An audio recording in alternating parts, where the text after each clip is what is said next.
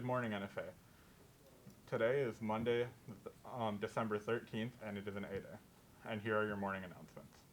Asian and Pacific Islander Culture Club, all NFA students are welcome. Informational meeting will be held after school on Wednesday, December 15th in the main campus library. Please plan for a ride. We have no late buses at this time. A virtual option is available on our Google Classroom code. Any questions, contact Miss O'Neill. If you would like extra help in Spanish, sign up for the Empire program. Ms. Pimentel is tutoring all levels on Tuesdays and Thursdays in room 145 from 2:20 to 3:50. I see you're really good at math problems. I like to work on challenging equations. I'd like to capitalize on your math skills. Okay, sure. The Colonnade magazine is looking for student work for the annual publication. Please submit your poems, short stories, plays, or photographs, artwork, doodles to the Colonnade advisors, Mr. Walls and Ms. McCurdy. Feel free to contact them with any questions at rwalls@necsd.net or vmccurdy@necsd.net. The Empire program will run on Tuesdays and Thursdays from 2:20 to 3:50 p.m. There is no busing yet. Please see Mr. Cruz in 264 or Miss Salisbury in the main office for more information and schedules. Seal of Biliteracy is in room 213 with Miss Van Reyes and Miss Mendez. Music will be in 258 with Dr. Carroll. Building Beautification is in room 138 with Miss Me Show. If you already are registered, report directly to lecture room upon dismissal. Other activities will be announced soon. As a reminder to our students, you must have your ID with you and visible at all times. There will be various security checks throughout the building where your ID will need to be presented if you are in the hallway after the bell. If you do not have an ID, you will be detained.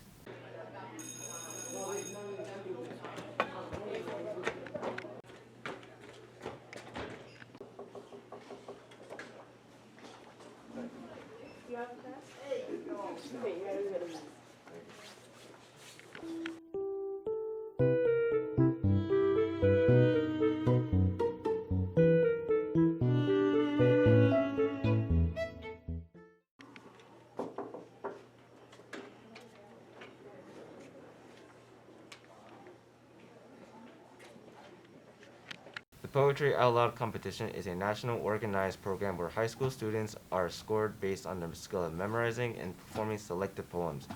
The two highest scoring students from Newburgh Free Academy will have the opportunity to compete against other Hudson Valley students at SUNY New Paltz in January. Winners on the regional level proceed to the level of state and national level for a chance of winning some of the $50,000 prize money that is awarded during the finals. The NFA Poetry Out Loud competition to determine the two local winners who will win the honor of continuing to the regional competition will be held on Tuesday, December 21st. Interested students should see Mr. Waltz in room 143 or Mrs. McCurdy in room 273 for a list of approved poems as well as the rules and regulations for the competition.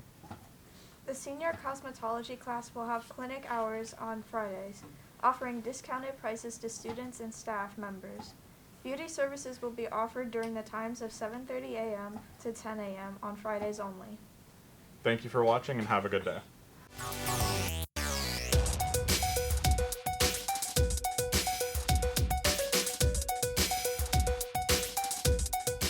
Good morning. I'm Declan Welling, your host for Game Clock. Winter sports has officially started and the bowling team has kicked off their season with 2 wins and no losses. The varsity swim team lost to Washingtonville 103-80 and they will play FDR on Monday. Now for the weekly wrap-up with host JJ Seglio. Welcome to the first edition of the weekly wrap-up, where we cover all of this week's games in a nutshell. We start off in South Beach, where the struggling New York Football Giants took on the red-hot Miami Dolphins. The Dolphins defeated the Giants 20-9 off of 2 touchdowns from quarterback Tua Tagovailoa. The Giants fall to 4-8, while the Dolphins extend their winning streak to 5 games and improve their record to 6-7. Going back to East Rutherford, the Jets were beaten by the Eagles 33-18 off a great game from Eagles backup QB Gardner Minshew and tight end Dallas Goedert. The Eagles bounced back from last week's embarrassing loss to the Giants and improved to 6-7, while the Jets continue to slump and fall to 3-9. The Los Angeles Rams snapped a 3-game win streak with a 37-7 win over the Jacksonville Jaguars. Matthew Stafford had a big bounce-back game. He found his favorite target twice in Cooper Kupp while also throwing Odell Beckham Jr. a touchdown. The 8-4 Rams look to defeat the 10-2 Cardinals on Monday Night Football. On Monday, the New England Patriots faced off against the Bills in some of the worst wins of the year. The Patriots had to rely on the run game as they defeated the Bills 14-10. The Patriots only threw the ball 3 times in this game as the winds were too strong to get any passing offense. The Patriots have now won 7 in a row and improved to 9-4, while the Bills have lost the lead in the division and fall to 7-5. The Patriots are back, and this is not good for the NFL. The Dallas Cowboys have had a very up-and-down season, losing to the Raiders, Chiefs, and Broncos, but routing the Patriots, Giants, Eagles, and so on. The 6-4 Cowboys went down to the Big Easy to face the 5-6 Saints on Thursday Night Football. The Cowboys went on to win 27-17 after a good performance by the Cowboys defense, getting 4 interceptions, setting up short drives for Dallas to put points on the board. The Cowboys improved to 7-4, while the Saints slumped to 5-7 and have now lost 5 in a row. It was rivalry week in the Steel City as the Pittsburgh Steelers played host to the Baltimore Ravens. The game came down to the last play. The Steelers were up 20-13, and the Ravens scored with 12 seconds left to make it 20-19. The Ravens decided, instead of trying to tie it, to go for an unorthodox way to end it, a 2-point conversion to win it. They were stopped, and the Steelers hung on to win 20-19 and improved to 6-5-1, while the Ravens fall to 8-4. History was made in the Motor City. The impossible happened. The 5-6 Vikings faced the 0-10-1 Detroit Lions, and for a good amount of the game, the Lions were winning. But the Vikings scored with a minute 30 left in the game to give them a 27-23 lead. It all came down to Lions quarterback Jared Goff to drive down for the win.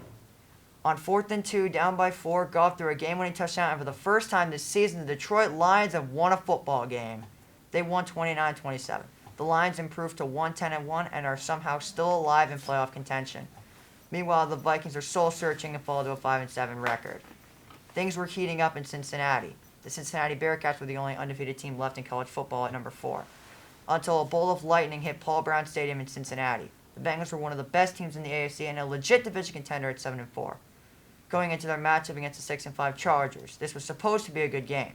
It was not. The Chargers dominated right from the start as Justin Herbert threw 3 touchdown passes in the 41-22 rout over the Bengals. The Chargers improved to 7-5, while the Bengals fall to 7-5. Here are the other games that I missed. The Arizona Cardinals defeated the struggling Bears 33-22 to improve to 10-2, while the Bears fall to 4-8. Arizona plays the all-in LA Rams on Monday night and open up as 2.5-point favorites.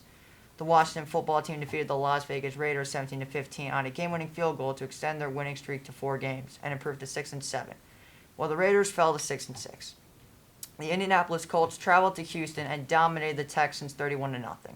With this loss, the Texans fall to 2-10 and are now eliminated from playoff contention, while the Colts improved to 7-6. The Buccaneers defeated the Falcons 30-17 in Atlanta. The Seahawks upset the streaky 49ers 30-23 in Seattle. And the Kansas City Chiefs defeated the Broncos 22-9 on Sunday Night Football. That's all we have for today for the weekly wrap-up. I'm JJ Seglio. Thanks for watching, and I'll see you Week 14. There's an MLB lockout currently, after players and owners have reached a disagreement. There is no telling when it will end, but since the MLB has had a tough past 2 years, it will probably be before the start of the regular season. The Rangers are on a 7-game winning streak. In the NBA, unvaccinated players now cannot play in Canada. This shouldn't be too big of an issue because over 95% of players are vaccinated. Thank you for watching Game Clock, and sadly, LaMelo Ball is injured. Ebullient. Extremely happy. Enthusiastic. We were all ebullient walking down the halls. Hey, can I borrow a quarter for lunch? Sure. Take this quarter. It's very resplendent. This quarter may be resplendent, but it's counterfeit. I can't use it. Oh, sorry. Bye. Resplendent. Resplendent. To be attractive or shiny. This quarter is so very resplendent. Counterfeit. Counterfeit. False or fake? This quarter is counterfeit.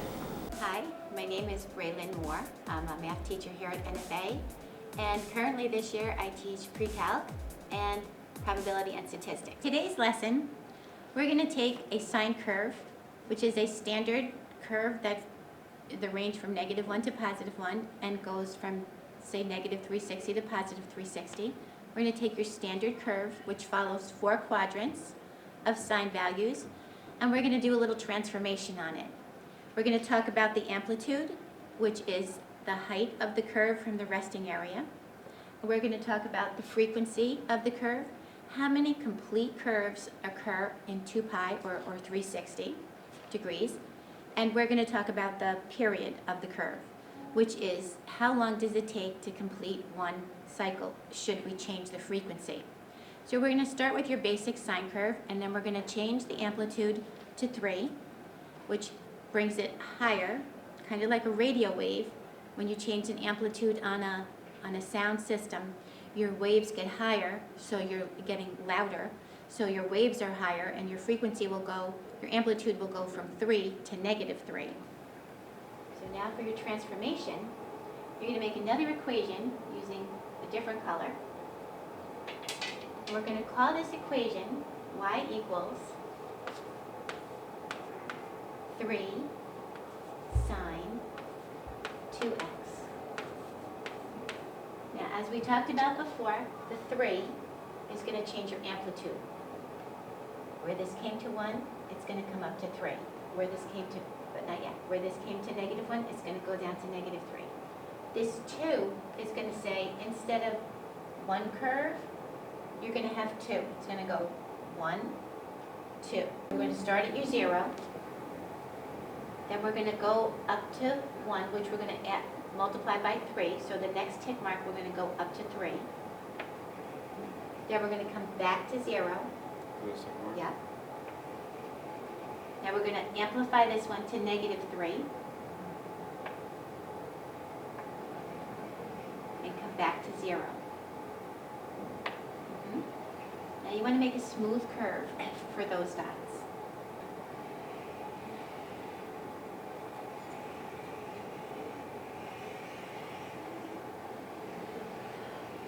Good.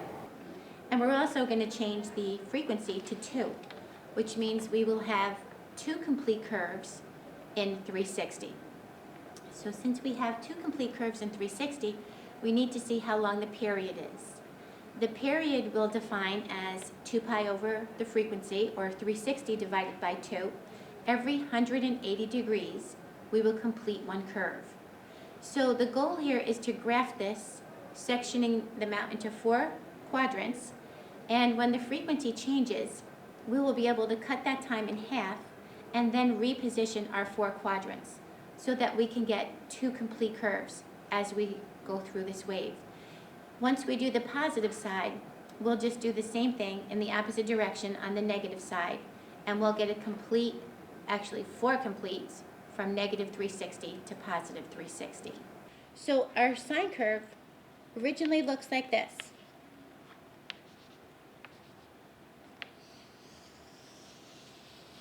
And then we come through the negative side as well.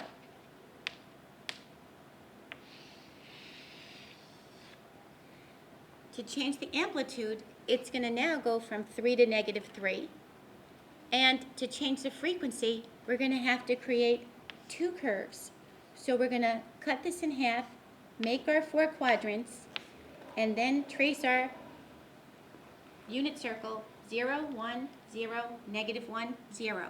So we're going to go 0, 1 times 3, 0. Oops, I made a mistake. Negative 3 and 0. So this will give you 1 complete cycle. And we're going to do this again.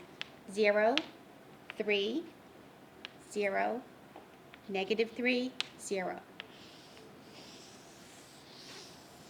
So we've changed the sine amplitude and we've changed its frequency. And then we're going to do it to the negative side as well. We're going to start with 0, negative 3, 0, 3, and 0. And one more time.